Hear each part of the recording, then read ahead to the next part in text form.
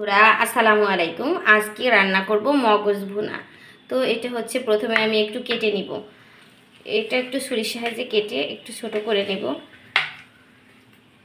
তো আপনারা চাইলে এটা চপারের উপরে রেখে কাটতে পারেন। আর এই জায়গাটার জন্য হচ্ছে মেইনলি কাটা, তাছাড়া হাত দিয়েই হচ্ছে করে ফেলানো যায়।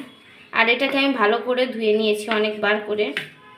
তো ধুয়ে নেওয়ার পরে হচ্ছে এখন হচ্ছে আমি একটু কেটে নিলাম। তো এর সঙ্গে আমি এখন লবণ হলুদ এবং হচ্ছে মশলা অ্যাড করে মাখিয়ে নিই। তো এখন হচ্ছে আমি দিয়ে দেবো একটু হলুদের গুঁড়া, লবণ। তো এটা আমি দিয়ে হাত দিয়ে ভালো করে একটু আমি মেখে নিব, এরকম করে মেখে নেবেন। তো আমি যেভাবে সহজভাবে রান্না করি সেটা আপনাদের সঙ্গে শেয়ার করতেছি।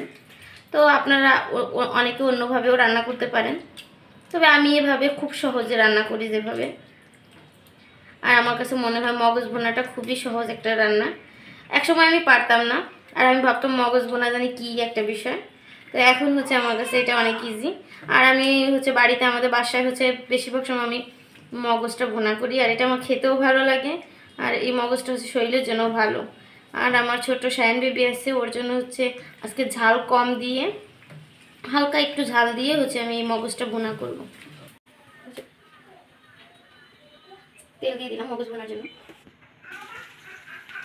পেঁয়াজটা একটু বেশি দিই, মগজ ভুনার পেঁয়াজ একটু বেশি দেবো, স্বাদটা একটু ভালো হয়। তো মরিচ পেঁয়াজ আমার একটু ভেজে নেওয়া হয়ে গেছে। তো এখন হচ্ছে আমি দিয়ে দিব মশলাগুলো। তো আমি দিব আদা এবং রসুনের পেস্ট এবং জিরার পেস্ট। এইগুলো হচ্ছে আমার একসঙ্গে হচ্ছে আগে থেকে ব্লেন্ডার করা ছিল। তো সেইটারা হচ্ছে আমি পরিমাণ মতো দিয়ে দিলাম। হলুদের গুঁড়া, তো হলুদের গুঁড়া আর লবণ দিয়ে যেহেতু আগে একটু মাখিয়েছিলাম, সেক্ষেত্রে আমি একটু কম দিব হলুদের গুঁড়া আর লবণটা। তো এটা স্বাদ অনুযায়ী দিয়ে দিলাম।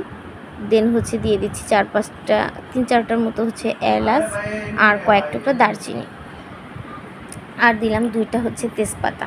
তো এগুলো দিয়ে আমি ভালো করে আবার হচ্ছে আমি একটু কষিয়ে নিলাম। দেন আমি দিয়ে দিচ্ছি হচ্ছে মগজগুলো, যে মগজটা আগে আমি প্রস্তুত করে রেখেছিলাম। এটা দিয়ে আবার আমি ভালো করে হচ্ছে নেড়ে নিচ্ছি। আর তলে হচ্ছে একটু লেগে লেগে যাচ্ছিলো, এই জন্য হচ্ছে আমি একটু পানি দিয়ে দিয়েছিলাম। এতে হচ্ছে মগজটা ভালো করে সিদ্ধ হয়ে যাবে আর এটা ভালো করে ভুনাও হবে। তো এরকম করে হচ্ছে মগজ ভুনা আপনারাও করে দেখতে পারেন বাসায়। তো খেতে ভীষণ মজার। আর মগজ ভুনা হচ্ছে আমার কাছে ভীষণ প্রিয়। তো আমার এই মগজ ভুনা আপনাদের কাছে কেমন লেগেছে অবশ্যই কমেন্ট করে জানাবেন। আর ভালো লাগলে আমার চ্যানেলটি সাবস্ক্রাইব করবেন। আল্লাহ হাফেজ।